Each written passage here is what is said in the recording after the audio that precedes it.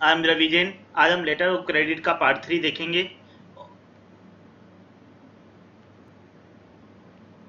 अब तक हमने लेटर ऑफ क्रेडिट क्या होता है ये समझा था, और उसके बाद टाइप्स ऑफ एलसी देखे थे सेकंड पार्ट में। आज हम यूसीपी 600 के बारे में समझेंगे। जो यूसीपी 600 है उसके बारे में कंसेप्ट समझेंगे। इसमें जो यूसीपी 600 है, इट कंटेन्स 39 आर्टिकल्स, और हम लोग इसमें क्या है कि हर आर्टिकल को वन बाय वन नहीं जाएंगे, जो इसके कंसेप्ट है उनको समझेंगे कंसेप्चुअल तरीके से, सो दैट हमारी अंडरस्टैंडिंग बन जाए डिफरेंट आर्टिकल्स के बारे में, और उससे हमारे जो एग्जाम में केस स्टडी आएगी उनको समझेंगे, और हम उनको कंसेप्ट वाइज समझेंगे। हम ये नहीं देखेंगे किस आर्टिकल में क्या लिखा हुआ है, बट 39 आर्टिकल्स है। तो UCP 600 does not apply by default, मतलब जो भी अगर एलसी इशू है तो उसमें आपको लिखना पड़ता है कि it is issued under UCP 600, otherwise ये यूसीपी 600 अप्लाई नहीं होगा, तो आपको लिखना पड़ता है। और आप ऐसे भी लिख सकते हैं उसमें, अगर मान लो कि आप 39 आर्टिकल में से एक भी आर्टिकल, मान लो आर्टिकल 7 डज नॉट अप्लाई, ऐसा लिख दिया आपने एलसी में, तो इसका मतलब क्या हो गया कि आर्टिकल 7 को एक्सक्लूड कर सकते हो, आप आर्टिकल 7 को एक्सक्लूड कर सकते हो। अगर पर आपने लिखा यूसीपी 600 के अंतर्गत आपने इश्यू किया, इसका मतलब all articles will of LC, all article of UCP 600, जो ऑल 39 है वो एप्लीकेबल होंगे बाय डिफॉल्ट। पर यूसीपी 600 बाय डिफॉल्ट अप्लाई नहीं होगा, वो तभी अप्लाई होगा जब आपने लिखा हुआ है एलसी में। और अगर आप किसी आर्टिकल को एक्सक्लूड करना चाहते हो, जब दोनों मिलके बेनिफिशियरी और एप्लीकेंट दोनों की अंडरस्टैंडिंग है, दोनों चाह रहे हैं कि कोई पर्टिकुलर आर्टिकल है वो सही नहीं रहेगा, उससे प्रॉब्लम आएगी, then both may agree and उस आर्टिकल को एक्सक्लूड कर सकते हैं। क्लियर है concept? Particular article can be excluded. UCP 600 के अंदर का जो भी बैंक गारंटी होगी, they will be by default irrevocable, we have already understood that. UCP 600 का एक कंसेप्ट और है, इस पे बेस्ड भी कई बार केस स्टडी आ जाती है, कि क्रेडिट, जो letter of credit is separate from contract. जो क्रेडिट है इज बेस्ड ऑन कॉन्ट्रैक्ट है, कॉन्ट्रैक्ट पे बेस्ड होता है, पर जो लेटर ऑफ क्रेडिट होता है वो कॉन्ट्रैक्ट से डिफरेंट होता है। अगर मान लो पार्टी ने कॉन्ट्रैक्ट एग्जीक्यूट किया है या नहीं किया है, ये हमारा कंसर्न नहीं रहता है। हमारा कंसर्न क्या रहता है कि जो डॉक्यूमेंट्स है, जो letter of credit deals with the documents, किससे डील करता है? Only deals with the documents. तो जो लेटर ऑफ क्रेडिट में जो डॉक्यूमेंट्स लिखे हुए हैं, तो बैंक की रेस्पॉन्सिबिलिटी या बैंक की लायबिलिटी उतनी है कि ही विल चेक, जैसा टर्म्स एंड कंडीशन के अकॉर्डिंग जो डॉक्यूमेंट्स है, इसलिए इसको डॉक्यूमेंट्री क्रेडिट बोला जाता है। मतलब वो क्या चेक करेगा? केवल डॉक्यूमेंट लिखाएगा। तो आपको कॉन्ट्रैक्ट की कंडीशंस के हिसाब से आप एलसी में कंडीशन डाल सकते हो, उसके हिसाब से डॉक्यूमेंट चेक कर सकते हो। पर जो बैंक है उसकी ये रेस्पॉन्सिबिलिटी नहीं है, बैंक ये नहीं चेक करेगा कि whether contract has been executed और not executed, he will only check the documents as पर UCP 600। banks deal with the documents related to goods, not documents related to goods, not goods itself, not goods itself, है ना? उनका goods से कोई लेना देना नहीं है। लोग क्रेडिट की जो भी लेटर ऑफ क्रेडिट है, इसका एक एक्सपायरी डेट होना मस्ट है। अगर मान लो कि किसी भी एक्सपायरी डेट पे होली डे फॉल कर रहा है, तो जो भी नेक्स्ट वर्किंग डे होगा वो होगा एक्सपायरी डे। पर इसमें एक फोर्स मेजर की कंडीशन है। फोर्स मेजर क्या होता है? फोर्स मेजर होता है जैसे मान लो कि किसी कंट्री में जिसमें भी मान लो एलसी की बात चल रही है, और कभी भी उस ऐसा इवेंट हो गया जो बियॉन्ड कंट्रोल है, फॉर एग्जांपल फ्लड हो गया, वार हो गया, बियॉन्ड ह्यूमन कंट्रोल है, उसको फोर्स मेजर कंडीशन। जैसे कोविड-19 सिचुएशन थी, वो भी क्या थी? फोर्स मेजर कंडीशन थी, फोर्स मेजर कंडीशन थी। जैसे कोविड-19 सिचुएशन, जो इनको एक्ट ऑफ कोड भी बोल सकते हो आप एक तरीके से, ऐसी कंडीशन। उस केस में भी जो यूसीपी 600 है वो ये बोलता है कि जो बैंक गारंटी, अगर मान लो फोर्स मेजर इवेंट के दौरान एक्सपायरी, फॉर एग्जांपल एलसी अगर फोर्स मेजर के इवेंट के दौरान, फॉर एग्जांपल 31 मार्च को कोई एलसी एक्सपायर होने वाली थी, और उस टाइम अगर आप देख रहे थे पूरे वर्ल्ड में कोविड-19 सिचुएशन आ गई थी, और हो सकता है कि कोई एलसी एक्सपायर हो गई हो, तो भी मतलब ऐसा नहीं होगा कि वो ऑटोमेटिकली एक्सटेंडेड नहीं हो जाएगी, फिर आपको एक्सटेंशन वगैरह करना पड़ेगा। पर अगर force majeure in the event of force majeure also, LC does not automatically renewed, ये होता है। जबकि और सिचुएशंस में ऐसा पॉसिबल हो सकता है कि फोर्स मेजर कंडीशंस के कारण पर जो एलसी है वो फोर्स मेजर कंडीशन में भी एक्सपायर हो जाएगी, तो हो जाएगी। क्लियर? इसमें जो है यूसीपी 600 में कंफर्मिंग बैंक, अगर मान लो कोई बैंक कंफर्म कर रहा है तो उसकी भी वही रेस्पॉन्सिबिलिटी आ जाएगी इशूइंग बैंक की तरह, because he gives undertaking that कि वो पेमेंट रिसीव करे, पेमेंट देगा। ठीक है। एडवाइजिंग बैंक का रोल है ऑथेंटिकेट करना द एलसी।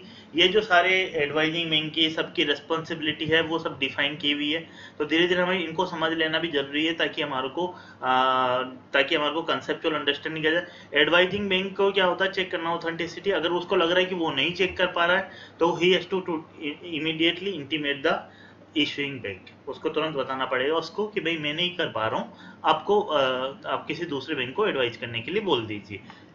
नॉमिनेटेड बैंक का काम है कि वो नेगोशिएट करे, पर जरूरी नहीं है कि वो बाउंड नहीं है कि वो नेगोशिएट करे ही सही। ये यूसीपी 600 में एक और बात आई है कि जैसे डाटा है जो भी मान लो डॉक्यूमेंट में, वो जो एलसी का ऐसा नहीं कि जो एलसी में लिखा हुआ है एग्जैक्टली की मिरर इमेज ही हो, पर डाटा है वो एक डॉक्यूमेंट से दूसरे डॉक्यूमेंट में कॉन्फ्लिक्ट नहीं करना चाहिए। मान लो एक जगह लिखा हुआ है मान लो कि कोई भी आइटम उसका नाम अलग है, दूसरी जगह अलग है, ऐसा नहीं होना चाहिए। पर ऐसा नहीं कि बिल्कुल सेम ही मिरर इमेज नहीं होनी चाहिए कि सारा सब में डाटा एक ही हो, बिल ऑफ लेडिंग में भी वही हो, दूसरे में वही डाटा हो, ऐसा जरूरी नहीं है, पर कॉन्फ्लिक्ट नहीं करना चाहिए।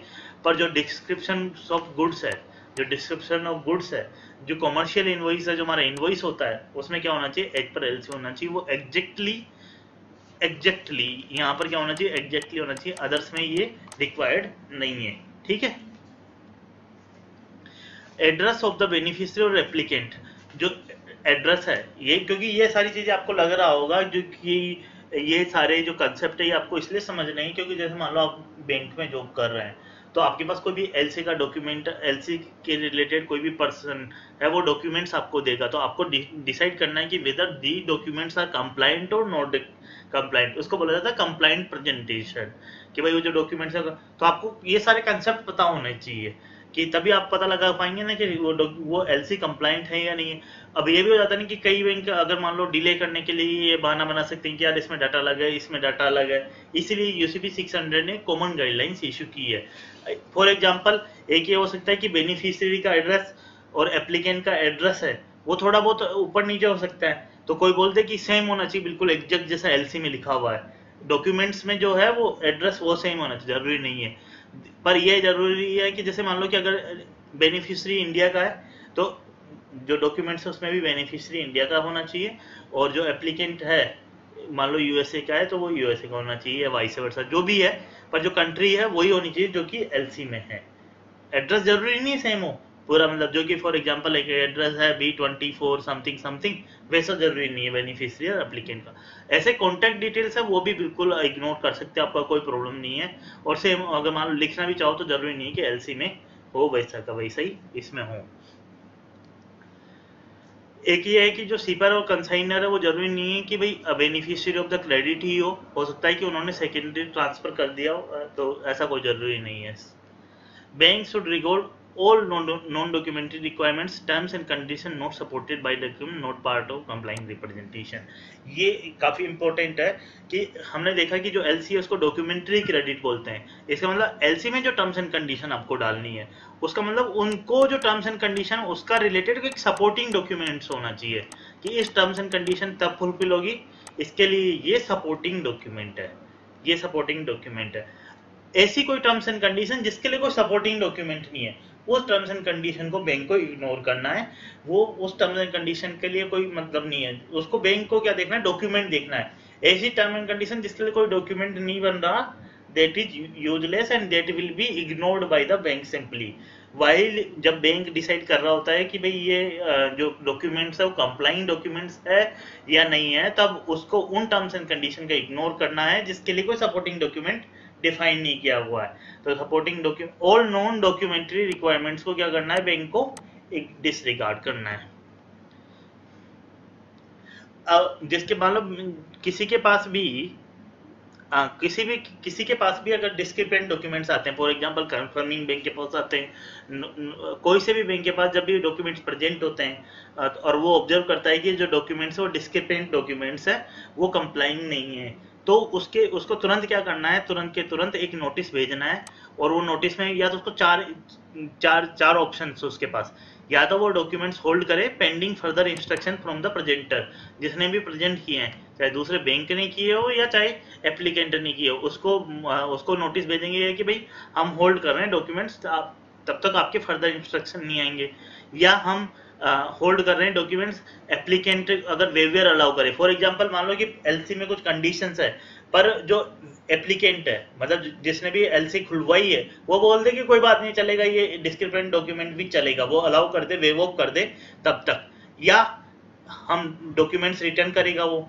मतलब जो बैंक है वो तीनों में से चार चीजें, और act in accordance with the instruction previously received from the presenter. मान लो सेम सिचुएशन पहले हुई हो, उस केस में उन्होंने जो प्रेजेंटर ने जो भी इंस्ट्रक्शन दिए थे वही दोबारा फॉलो करने हैं। तो ये चारों चीजों में से एक चीज करना पड़ेगा, ऐसा नहीं कि वो अपने पास होल्ड करके रख ले। होल्ड करेगा तो जब वो होल्ड करेगा तो उसको क्या करना पड़ेगा, एक नोटिस भेजना पड़ेगा कि हम क्या कर रहे हैं प्रेजेंटर को, कि भाई आप डॉक्यूमेंट्स दो, या प्रेजेंटर को बोलेंगे जैसा आपने पहले बताया था मैं वैसा कर रहा हूँ, या हम एप्लीकेंट को भेज रहे हैं कि वो वेवर के लिए अलाउ करे या नहीं करे, या वो रिटर्न करेगा डॉक्यूमेंट्स को, पर वो उनको होल्ड नहीं करेगा। नहीं तो इससे क्या होगा कि पेमेंट्स डिले हो जाएगा, पूरा प्रोसेस डिले हो जाएगा। ठीक है, ये हमारे जो बेसिक कंसेप्ट है यूसीपी 600 के, हम आज इस पार्ट 3 में इतना ही देखते हैं, आगे हम नेक्स्ट पार्ट में देखेंगे। Thank you very much.